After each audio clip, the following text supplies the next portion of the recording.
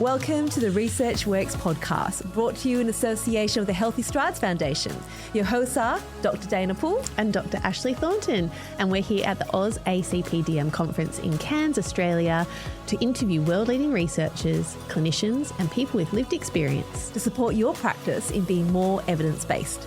We are back at the Research Works podcast booth at AusACPDM. Hi, Dana. Hello. And hello, Jacinta Quartermaine, who is a postdoctoral researcher and speech pathologist at CPL.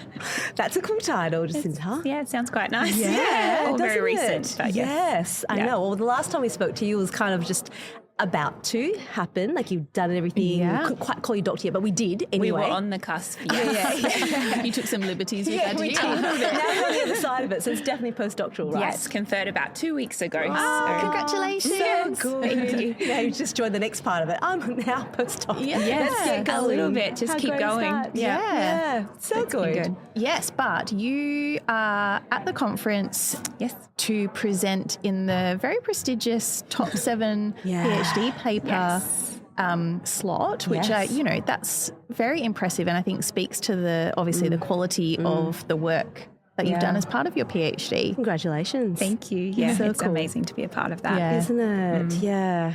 Well, I mean, we're going to talk broadly about your PhD, I think, because, you're only on the show just a few weeks ago. Yeah. We're really focused on home participation. But let's put everything into context. But I guess in a nutshell, your PhD is participation experiences of young people with cerebral palsy. Yes. I love that is just like snappy. Yeah. Like it's really to the point. It is, it's a short one, yes. Yeah, but we know gonna exactly what you're unpack it, talking though. about. Yeah. Well, let's get into it, hey? Yeah. So, Jacinta, could you, obviously, as Dana said, you spoke in great detail about one of the components of your PhD on the podcast earlier. Could you explain to everyone, I suppose, the broader context and the bigger body of work that has made up your PhD? Yeah, absolutely. Yeah, so last time I was here, we were talking a lot about home participation. Yeah. So that's actually the third study. That's the thesis in the thesis order, I guess. The thesis in general, so research into the participation of young people has traditionally focused more on the school age years. We've definitely moved into the adult years recently. And that was around the time that I had started the PhD. So that's kind of how this fit in. We wanted to capture experiences in that transition period, which kind of felt almost like a bit of a forgotten age group. We were focusing more on the older adults or the school age kids. And then there's this really critical transition period that they go through. So that's kind of how this whole thing came about. And then as my background, I'm a speech pathologist, going through a lot of the papers that were available and speaking to families, there's that voice of the people that also have communication support needs that weren't being captured as much, or if they were being captured, it was being by their caregivers or other people speaking for them. So that became a real focus of what I wanted to capture in my thesis, participation of that transition period and communication support needs. So that's kind of how that came about. All tied together, Right. And the fact that, we did cover it last time, but I will say it again. The coolest thing about this is when you first read what your PhD thesis title is, you kind of like go, oh, she's an OT. Right? But the fact that you're a speechy with that skill set and lens, when you come at it, and we're talking so much about, human rights here and communication being a human right. And therefore, if we're designing things and trying to support our young people, we know there's a different perspective from parents, caregivers, and I mean, I have a very different perspective to my parents.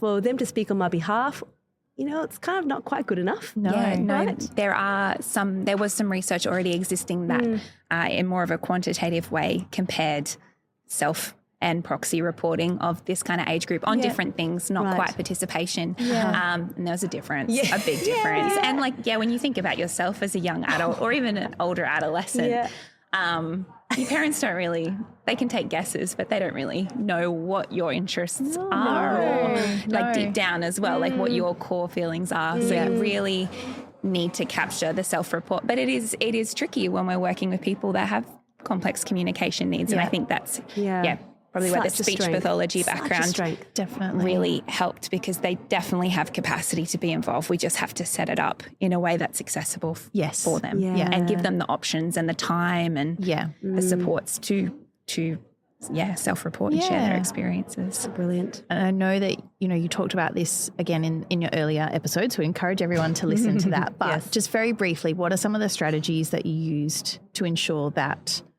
those young adults' voices were heard? Were captured. So this probably is focusing in more on the kind of second half of my PhD. So there's 2 papers there. The first one is the one we spoke about last time in the home, and the second one is out in the community, and it's hopefully coming out soon.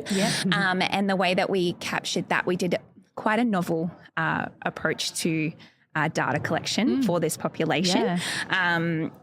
We knew we wanted it to be qualitative and broad and just, get them to share their experiences and learn about their experiences. But we wanted them to be able to have the space and the time to receive a question, sit on that question, reply to that question using whatever communication method is appropriate for them. And we ended up settling on this concept of diaries and reflections, and we followed them for about 1 month, and we gave them the option to provide those via written or typed reflections that if or they could video themselves, and that was a way that if they were out in their community and something happened, they could pull out their phone and just share about it or audio record it. But that also allowed people that use AAC to communicate, to film themselves using their high-tech devices or AAC devices. And it really worked. And they were also able to take photos of their experiences as well to go with that. And people used kind of a range of all of them. We weren't sure how it was going to go because it is quite novel, and we just kind of took it as it went. And but it went really, really well. And I think I mentioned this last time, but it almost felt like it gave participants a bit more autonomy over their data, and they were really, really engaged with the project. And I had regular check-ins with them each week just to help with any technical problems, and I think that also helped to really build rapport. And they were all very engaged. So it went really well. I think for the the video and the photo documentation, there's a slightly different lens to that as well. Like, I'm just thinking, often in qualitative studies, we're asking people to reflect on things after the fact. There's a lot of time that has passed often between when you're sitting down and asking them the questions and when the thing you're asking them to reflect on has actually happened. Whereas this data is really unique in that it's, at times it's probably more in the moment, on the spot. I can reflect on how I'm feeling right now. That's really powerful. It took out that element of recall bias, I guess, as well. But it also allowed them the time, I think, to sit on process and however long they needed to answer the question. Whereas if we were trying to do that even within an interview space or a focus group space, which are more traditional data collection methods, that can be a really big cognitive load for people, for sure. especially trying to load that onto an AAC device as well. So there was a lot of pros to it. I feel like that's what a PhD often is, isn't it? It's doing something really new and novel, and that's give it a good go. We weren't sure right? how it was going to go, but yes, it so glad did that you go did. When, we'll go into the results of the community section, because obviously that's very keen and excited to hear about that. But just to take it back just a step, because you're talking about participation, and I know there's the two we talk about a lot. There's attendance and involvement. The first part of your PhD, I know you looked into that a little bit more. Based on the fact that your design and qualitative capture was very unique in that way, I guess going back to kind of going, well, how do we actually measure participation in a really true reflective way? It just shows, it's hard anyway. It's tricky. Right? So, that's what we found. Talk to us about that. So then moving on, I guess, back to the first half of my PhD. So my first paper was a systematic review, which looked at the participation measures used with young people with CP. Right. And we found that the ones that were participation focused, so if we were looking at it with a lens of their FPRC, so attendance and involvement, there wasn't a lot available. And if we were wanting ones that captured both, we found 3. Yeah. Oh, wow. Okay. Out of how many, roughly? Overall, there was 27, I think, initially included. And then there was a lot less that were participation focused. And then we narrowed those down again to the 3 that were very participation focused. Right. Yes. And so there's that focus then we found on capturing attendance. Yeah. Which is It quite often is, limiting. isn't it? Yeah. Very much. We really need to move towards capturing that involvement as well. And then in that paper, we focused also on the design features of those measures and whether they were accessible, because we're moving towards that self-report. Are they accessible for people with communication support needs to self-report? Yeah. And there was a real lack of that as well. Were there any? No, there was a couple available, but they weren't. They had like a few features that made them a bit more accessible. Like some used some pictures, which is great. Some had the ability, like they had an online version that you could adjust the font and colouring to be a bit more high contrast. Again, great. But we still need to work towards that in that area. And we also found a big reliance across the papers on capturing caregiver proxy report of participation, which was then what led into part B of the thesis, focusing on self-report. So, yes. So would you say it's an outcome measure? Out of everything that you've seen, what would you recommend that we use at the moment? What's available if you had to? That's really hard. I think... So I did the systematic review trying to find a measure that would be good to use in the second half. And spoiler, I think. I ended up using a different measure that wasn't captured in the systematic review because it hadn't been used with young people yet. The Picture My Participation measure. Picture My Participation. It's quite new.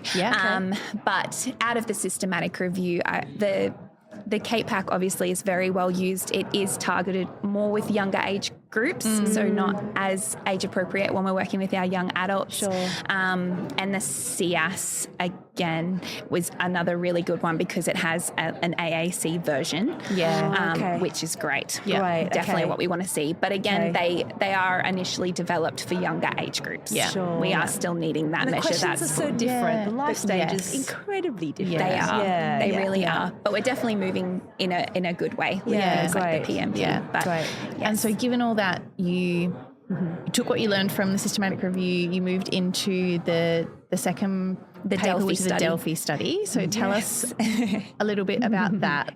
So that was a really great study. I really enjoyed doing a Delphi. So we were focusing in on the most influential factors that are impacting the daily experiences of young people with CP.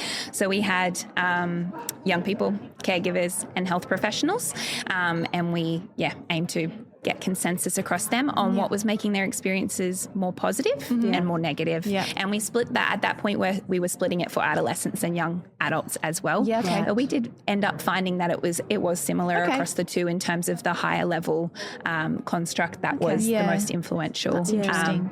So there was a lot of items that came under acceptability. So the acceptance of other people in the wider community, which was a bit surprising, I guess, that being one of the biggest impacts for them. And availability of supports as well is a huge influence to day-to-day. Came out as the two. Such important findings though, isn't it? So now we've gone through the journey. You've gone to part B, created your own essentially methodology, which I'm really keen to replicate.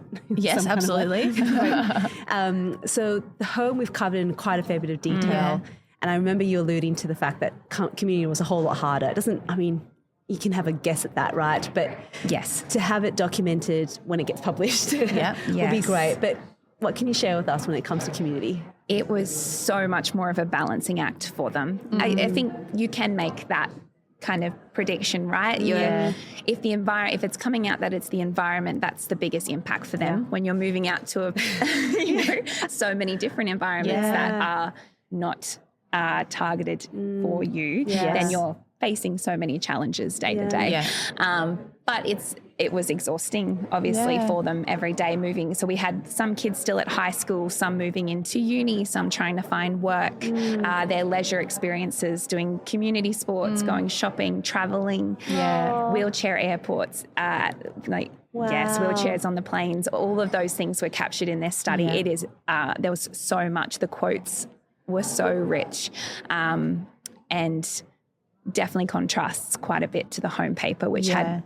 more of a positive. Yeah, it was quite positive. Yeah, wasn't it? positively. Yeah, This one definitely still has positive elements to it, but it's way more, way more balanced. Some of the quotes were, are a bit heartbreaking, really. The things that they have to put up with day to day of other people's attitudes. Which feels like something that we can work on. That's right. And I imagine the cumulative effect of that, like just within one day, all the different opportunities there are to experience, disappointment, things not going well, things not working out how they should for you as a human being navigating your way through the world, and then you take that each day across a week, across a month, across a year. It's exhausting. Yeah. And then thinking about also being in that exhausting phase of life of being an adolescent trying to or a work out who young you adult, are and how you which fit in, and is challenging for everyone, right? And then you're navigating that with a disability, and there were so many experiences shared, like things like they would go out and wherever they went, everyone would assume whoever they are with is their carer or their support worker. So they'd be out with friends at a bar or something. And in that context as well, for our participants that had communication support needs, they would also be assumed that they were intoxicated, or, they'd get cut off or not allowed into the bar or... That's still happening? It's still happening, which is just so tiring for them. So just those things would just, cut you down to the point where you're like, what's the point of going? Yeah, that's why home needs to be so positive. And that's why home became almost an equalizer. A play. And then now with us being able to work from home and study from home and do all those things from home did help in that respect. But we still want to be able to, have positive experiences out in our community. But yes, that paper is full of really interesting, sad and happy experiences. So, Jacinta, what are your key, I suppose, takeaways from that paper and from, this journey of a PhD that you've had? And what do you do next with that? I suppose key takeaways in terms of like our clinical implications, it's focusing on the self-report as much as we can, starting from even that measure level. It can be much easier just to ask the parents what they want to do, what they're working towards, but if we can really shift focus when our young people are becoming adults, we need to try and do that by using accessible measures. Focusing on the environment as much as we can. I know it's, as a clinician, we're already run flat and sometimes our funding doesn't allow for us to also work around our person, but advocating for them in their different environments is just so important to help with that acceptance across wider communities. Those are good take-homes. Absolutely. And I think you've shown through this work that we can and we should include those perspectives.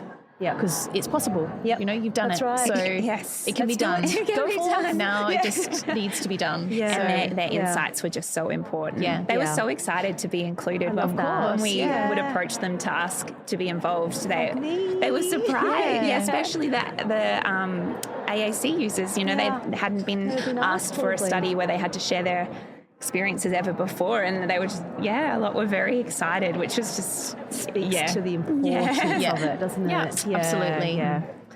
Gosh, well, Jacinta, you did a good job summarising all of that in a very short podcast episode as well.